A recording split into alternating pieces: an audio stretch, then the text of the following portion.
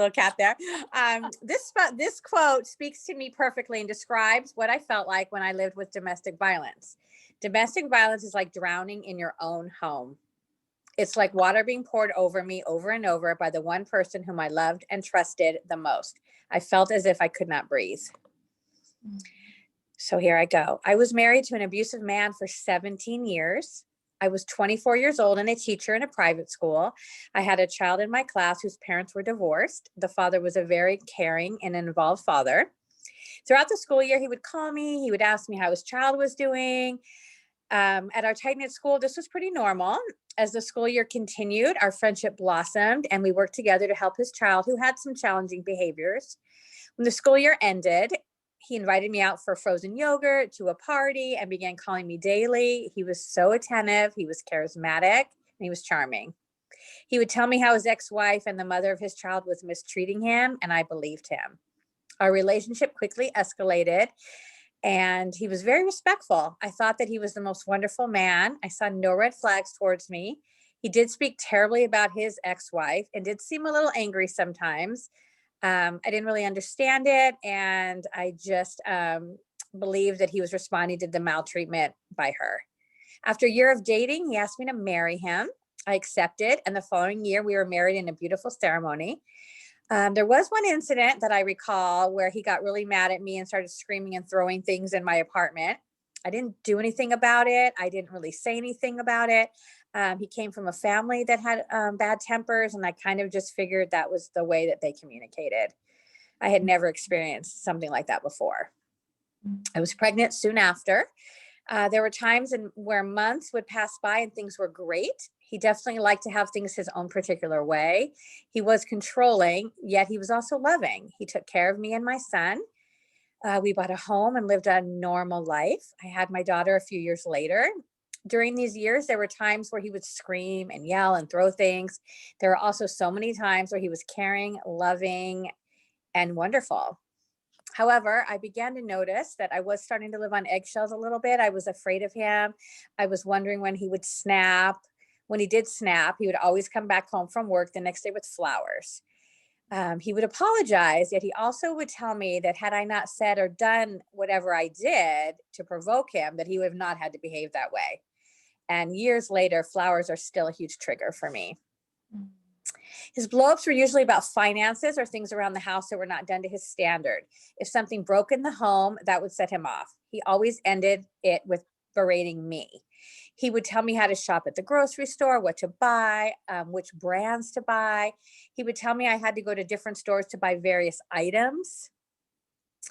If we had butter and I bought butter, that would send him into a rage. He would go to the refrigerator and start throwing things.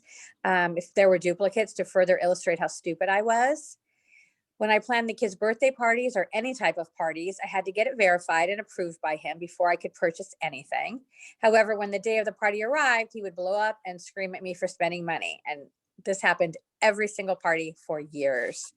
He would check the thermostat constantly, and if I changed it, that would enrage him. Again, he would tell me how stupid I was and berate me that I didn't know about bills. I did my best to ignore this and keep quiet, as my children were always there, and I was so fearful that they would hear this. Having a family and being a mom was the most important thing to me. I wanted a happy life, and I wanted happy children. I was brought up in an upper middle class family. We were all very close and loving. I grew up in a beautiful neighborhood where our neighbors were not only friends, but family as well. I so wanted to replicate that for my children, and to the outside world, I did. My children played outside with their neighborhood friends. We had outings and had fun family gatherings with our neighbors. Sometimes our neighbors would hear him yelling and see evidence of his temper. He would follow me outside as I was leaving for the grocery store, asking me how I was going to pay for things, and he would make fun of my driving. I was always so embarrassed. One time, my older neighbor, who was a role model for me, just told me to deal with it. Men yell, and I married him, and I made vows. Therefore, I needed to keep the peace. He would put me down in front of people in a way that seemed half joking and therefore harmless, but I would cringe inside. My children were extremely active in sports, so I became a sports mom, room mom, and continued teaching. He was their coach. To the outside world, we seemed like we had the normal life. His temper began to get worse, though. He started throwing things at me, barely missing my head, cussing at me, putting me down, making me feel wrong and crazy. My kids started to come crying to me. I felt afraid in my own home, yet I still told no one. He became more and more financially abusive. I overheard him telling a friend of ours that he bought a business. I had never heard him mention this before. And when I asked, he started yelling at me, telling me he had told me, and I was so stupid that I didn't remember. He then closed our joint checking account, leaving me with no money. So I had to ask him for permission anytime I needed to buy anything.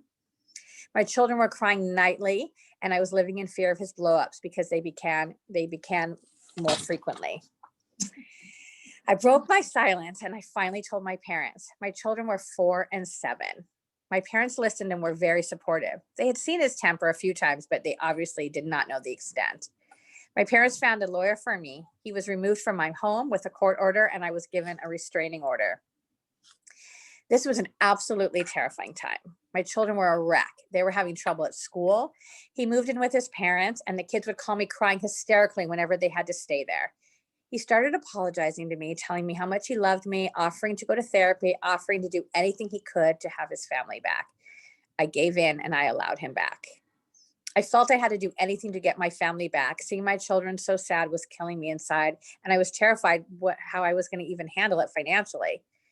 The honeymoon period began. He was a perfect husband and father once again, until he wasn't.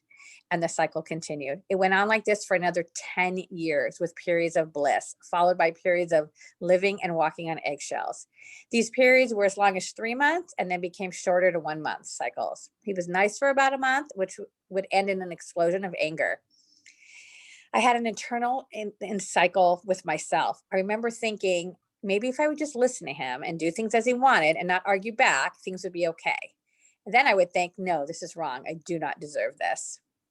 Around this time, the internet started to become more mainstream. I researched domestic violence. I remembered reading an article to find out how to tell if someone was living with an abusive person. I checked almost every statement in that article. I was afraid and living on eggshells. I was belittled and controlled. I felt helpless. I wondered if I was going crazy. I felt numb. My partner humiliated me. He criticized me. He put me down. He gaslighted me. He embarrassed me. He blamed me for his abusive behavior. He had a bad temper, was jealous, and he was unpredictable. He threatened to take my kids away. He destroyed my belongings, and he limited my access to money. The only thing he didn't do was hit me. For some reason, for many people, including me, I believe that if you're not being hit, that you are not truly abused. I did not realize at that time that verbal, emotional, sexual, and financial abuse was just as damaging as physical violence. At that time, I did not know that throwing things, kicking, and pushing was considered physical violence.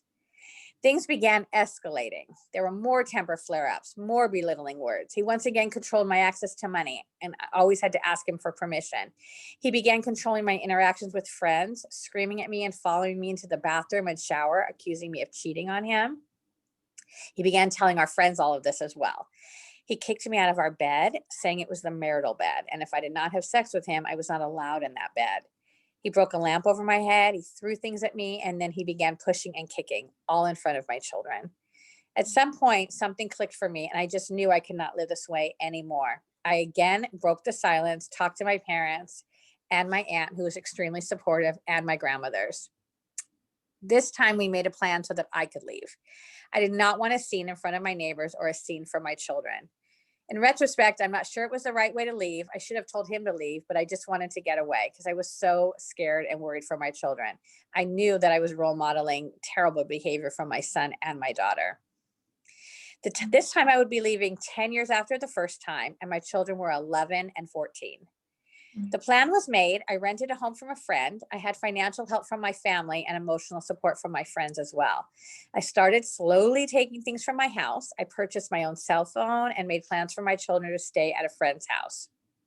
That morning, I took my children to a park and explained the situation. It was the hardest talk I've ever had to have with my children. I will never forget the look in their eyes. I tried my best to reassure them and answer their questions, although I had no answers myself. I then went home and told him I was leaving. He went into a rage. He's screaming, yelling, throwing things, and he came at me with an intense look of hatred in his eyes.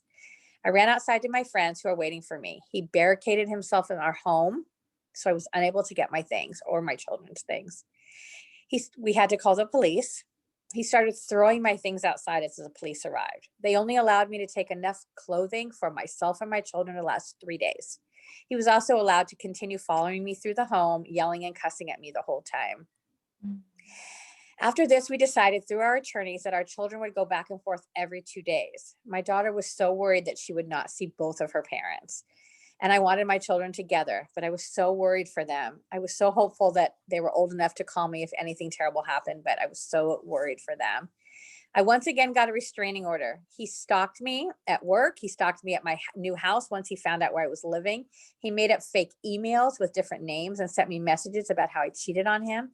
He called and emailed me multiple times a day, calling me horrible names. He harassed my parents, so they had to get a restraining order. By this time, he told all my friends and family that I had cheated on him and had multiple abortions, which I never had. He was so unstable. I still had to see him at my children's baseball, softball, basketball, and soccer games.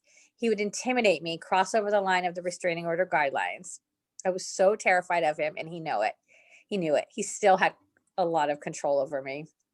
He kept threatening to take the kids from me. He was leaving horrible messages and things on my car. I had 10 flat tires in this 2-year period. During one of the kids' baseball games, he started screaming at me. So I started walking away and he started chasing me. He didn't allow me to drive away and instead started hating my car and throwing things at me. The park was crowded with people. Not one single person helped me. During this time, he was not paying child support for the kids, health insurance, or any mutual expenses. Additionally, during many court dates, he would arrive without any necessary paperwork, and the judge would turn us away to return in 3 months. This prolonged the situation, and if I didn't have financial help from my family, I would have been homeless. When we finally went back to court again, his demands had increased. He wanted more time with our children and did not want to pay spousal support. Moreover, he had moved his girlfriend into our home, but was not paying the mortgage, so the house went into foreclosure. He destroyed my credit. He hid his money and his income as he worked for himself. He had a brand new car every 6 months. He was going on vacations.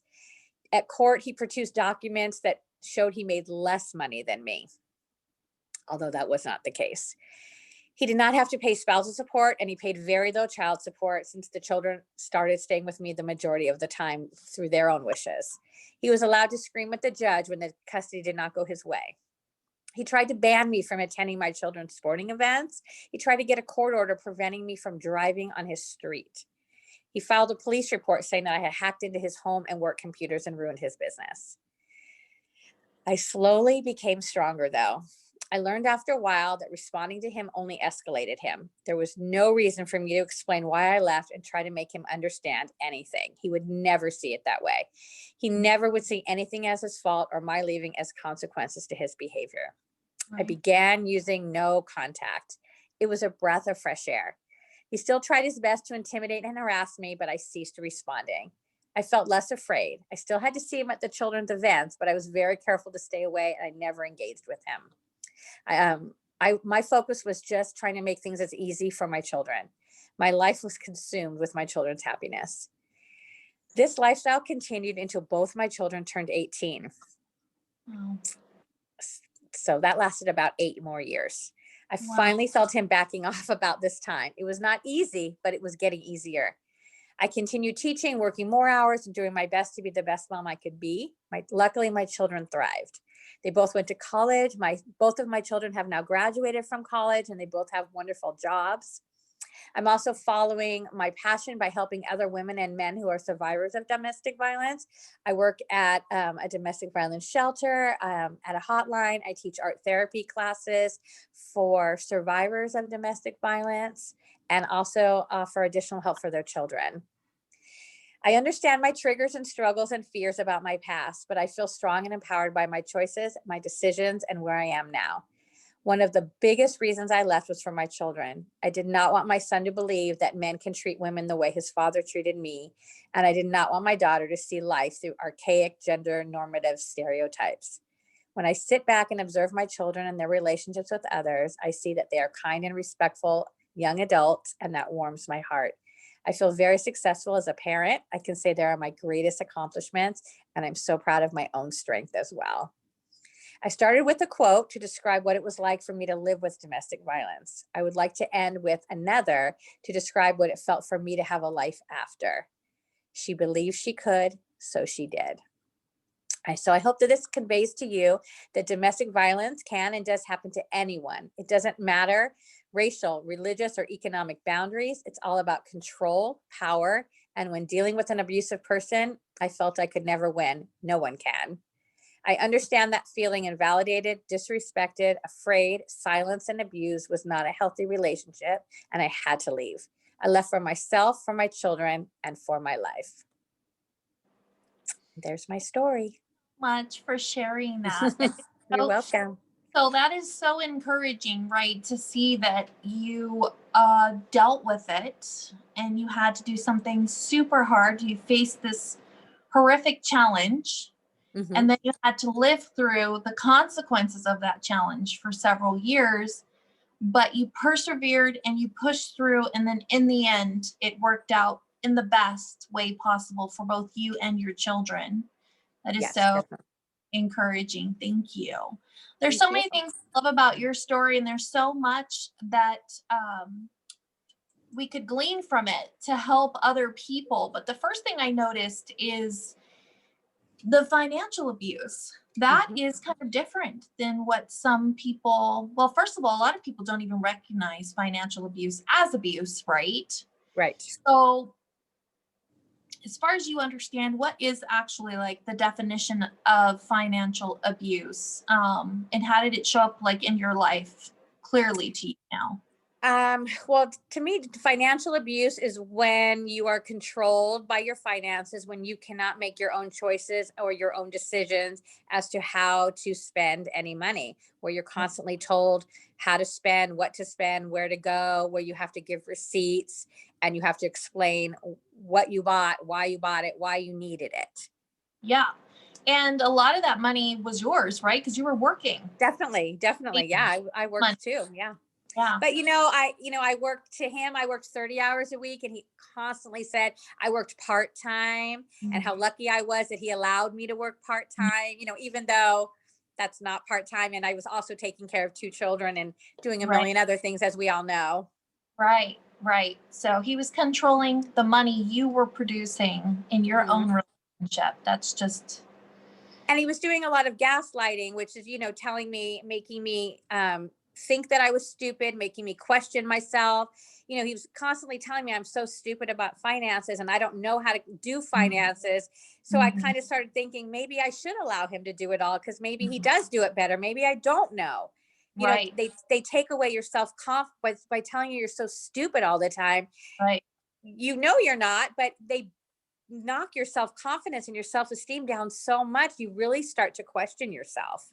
Right. It's so true.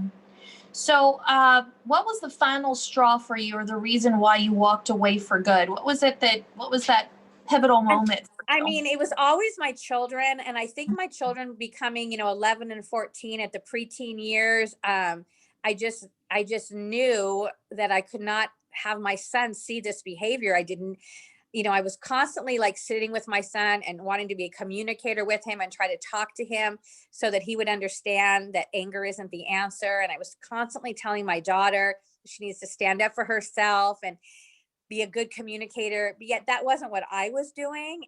And I just knew that I needed a better life for myself and my children. I just thought life is too short, and I'm living in fear. I'm afraid of him all the time. And I just knew that I needed a better life for myself and my children.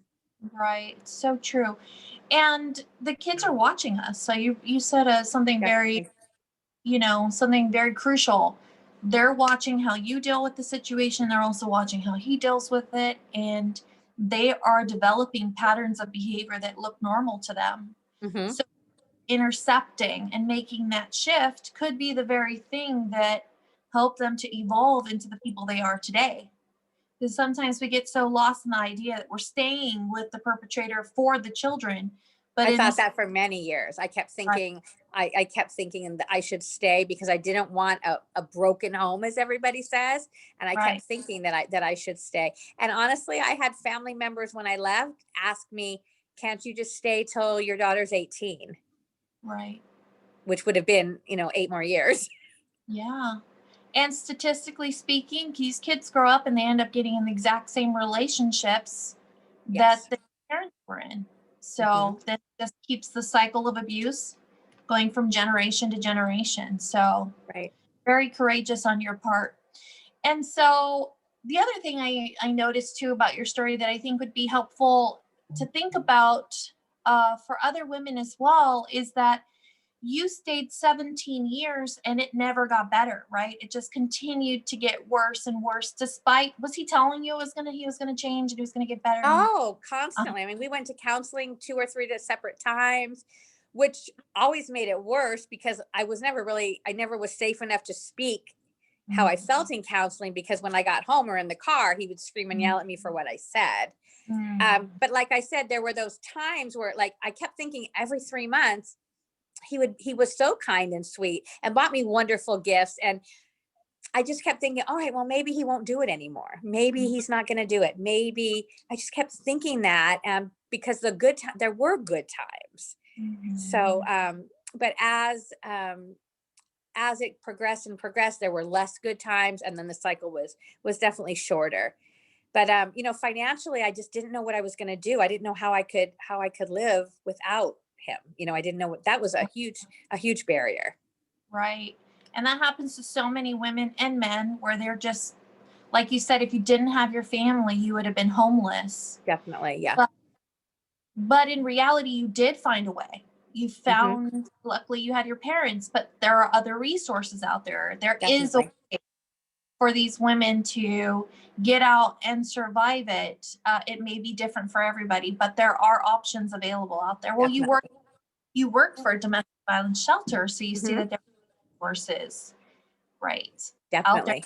Talk a little bit about that. Maybe just tell a little bit about the resources that are out there for other women that maybe wouldn't Yes. have financial backing that your I parents mean, gave. the National Domestic Violence Hotline is just such a great resource because they can refer you out to, wherever the city you live in, the state you live in, and all of the shelters around.